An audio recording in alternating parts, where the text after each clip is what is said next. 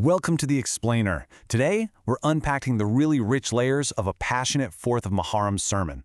Now, the events of Muharram and Karbala, they hold immense emotional and historical weight for Muslims all around the world. But what we're going to do here is impartially analyze the specific theological arguments and the historical narrative exactly as they're presented by the speaker in this source material. We're going to look at how the sermon builds this foundational theory of belief and then uses that very theory to explain the ultimate price of loyalty. Okay. Let's dive into this. Here is our roadmap for today. We'll start with number 1, the concept of Imamat, followed by preserving the Prophet's Sunnah and the historical and Quranic proofs. Then, we transition from heavy theology into a highly emotional historical narrative with number 4, the tragedy of Kufa, and finally, number 5, the first martyr. All right, kicking things off with section 1, the concept of Imamat, specifically looking at divine appointment versus consensus. Now, what's really fascinating here is how the speaker sets up the fundamental difference in Islamic leadership after the Prophet. On the left side, the sermon discusses the approach of the broader Islamic world, which follows 4 distinct imams, Hanafi, Maliki, Shafi, and Hanbali, whose schools of thought were established through consensus and rigorous study over a long period of time. But on the right side, the speaker contrasts this with the belief in 12 divinely appointed imams. The argument here is that because these 12 were selected by God and not by people, it ensures an absolute, unbroken theological continuity. The speaker makes the case that, humans will naturally choose leaders like themselves, but when God appoints a leader, that leader reflects absolute divine perfection. Moving right along to section 2, preserving the Prophet's Sunnah, and there's this really cool subtitle here, the camera metaphor. And this brilliantly illustrates the speaker's core argument about how religion was actually preserved over the centuries. The sermon compares relying on various companions of the Prophet to, imagine latecomers walking into a lecture hall. One person catches the first 15 minutes, somebody else hears the middle, and another only catches the very end. When you ask them what the speech was about, you're going to get fractured, differing accounts. But, the speaker argues, following the Elabate, the household of the Prophet, is like having a perfectly preserved video camera recording of that exact lecture. The idea is that the family line acts as an immaculate, uncorrupted lens, preserving the Prophet's teachings without a single altered word or gesture over generations. So the crucial takeaway is summarized perfectly in this direct quote from the sermon.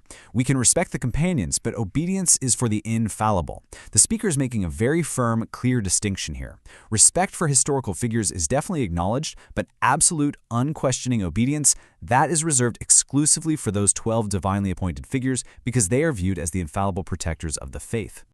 All right, section 3, historical and Quranic proofs. Let's look at the textual evidence for Imamat.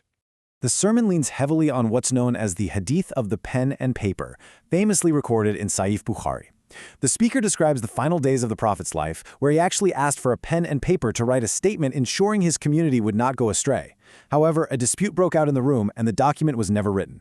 The sermon frames this moment as hard proof that the Prophet actively intended to leave behind a permanent, written guard against misguidance, meaning a designated leadership. They argue that the failure to let him write it was a massive turning point in history. Then, the speaker points to the fascinating case of Usama's army. Get this, right before passing, the Prophet appointed a 17-year-old named Usama bin Zayd to command a major military expedition, and ordered senior, much older companions to serve under him. The speaker uses this to present a really logical deduction. If the Prophet explicitly designated a young leader for just a single, temporary army expedition, how could he logically leave his entire permanent religious community without a clearly designated successor? To cap off these theological proofs, the sermon references a Quranic verse about those who give zakat, charity, while physically bowing in prayer. The speaker attributes this action directly to Imam Ali, but then the sermon adds an absolutely staggering detail.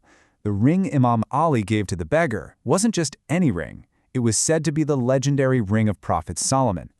This implies that Imam Ali was giving away something of incomprehensible, world-ruling value, completely elevating this act of charity to a cosmic scale of divine qualification.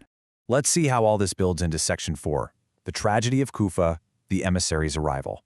The pacing of the sermon completely shifts here, taking us from the high theory of divine appointment down to the devastating historical reality faced by the Prophet's family. We are introduced to Muslim ibn Aqil, Imam Hussein's cousin and his chosen emissary. The sermon traces this truly heartbreaking timeline. Muslim arrives in the city of Kufa to a massive welcoming crowd. He even leads prayers in a packed mosque. But due to harsh crackdowns by the new, brutal governor, Ibn Ziyad, The crowd just melts away. By the time Muslim finishes his evening prayers, he turns around to find the mosque completely empty. He wanders the dark alleys totally alone until a loyal woman named Tawa bravely gives him shelter. But tragically, he's soon betrayed by her own son, who reports his location to the governor's forces. During his time in hiding, Tawa hears Muslim weeping, and this brilliantly illustrates the true depth of his loyalty. He tells her, "I am not crying out of fear of death. I am crying for Hussein, who is bringing his sisters and daughters to Kufa." According to the sermon, Muslim's primary sorrow wasn't his own impending doom at all. It was the vulnerability of the Imam he was divinely commanded to follow, an Imam who was walking straight into a trap. When the governor's soldiers finally arrive, it leads to Muslim's final stand, and the sermon paints an incredibly cinematic picture here.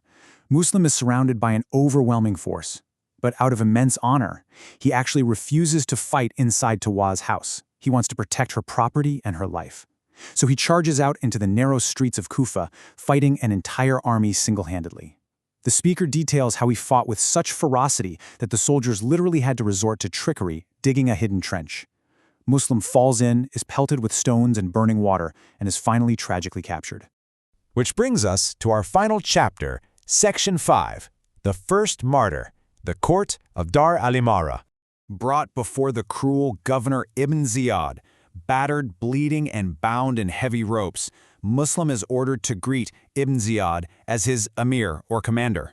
Muslim's response is an unwavering declaration, "I have no emir except Hussein." Even facing imminent execution, he outright refuses to recognize the authority of the governor, and that defiance seals his fate as the very first martyr of the Karbala tragedy.